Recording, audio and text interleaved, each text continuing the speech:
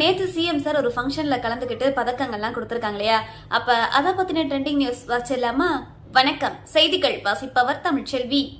சென்னை எழும்பூர் ராஜரத்னம் விளையாட்டு அரங்கில் சிறப்பாக பணியாற்றிய காவல்துறை மற்றும் தீயணைப்பு துறையினருக்கு பதக்கங்கள் வழங்கும் விழா கோலாகலமாக நடைபெற்றது. இந்த விழாவில் மாண்புமிகு தமிழ்நாடு முதலமைச்சர் திரு சி ஜோசப் விஜய் அவர்கள் கலந்து கொண்டு அதிகாரிகளை சிறப்பித்தார். இந்த விழாவில் சுவாரஸ்யமான நிகழ்வுகளுக்கு மத்தியில் அனைவரது கவனத்தையும் ஈர்த்த முதல் விஷயம் முதலமைச்சரின் ஆடை அலங்காரம்தான். விழாவிற்கு வருகை தந்த முதலமைச்சர் அவர்கள் தமிழர்களின் கலாச்சாரத்தை பிரதிபலிக்கும் வகையிலான பாரம்பரிய உடையில் காட்சியளித்தார். கம்பீரமான இந்த தோற்றம் அங்கு கூடியிருந்த காவல்துறை அதிகாரிகள் மற்றும் பார்வையாளர்கள் மத்தியில் பெரும் வரவேற்பை பெற்றுள்ளது.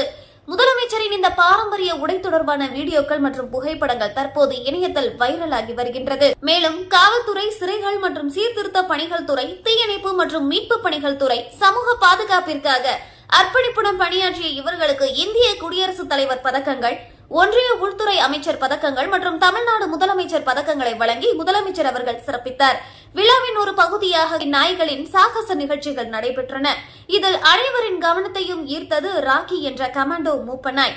ராக்கி முதலமைச்சர் அவர்களை நோக்கி ஓடி வந்து கியூட்டாக ஒரு பூங்கொத்தை வழங்கி வரவேற்றது. இந்த எதிர்பாராத வரவேற்பை கண்டு வியந்து போன முதலமைச்சர் அந்த நாய்க்கு புன்னகையுடன் சல்யூட் அடித்து தனது மகிழ்ச்சியை வெளிப்படுத்தினார். மேலும் இந்த நிகழ்வின் இரண்டாம் பகுதியை பார்க்க எமது தமிழின் குரல் சேனலை சப்ஸ்கிரைப் செய்து கொள்ளுங்கள். நன்றி, வணக்கம்.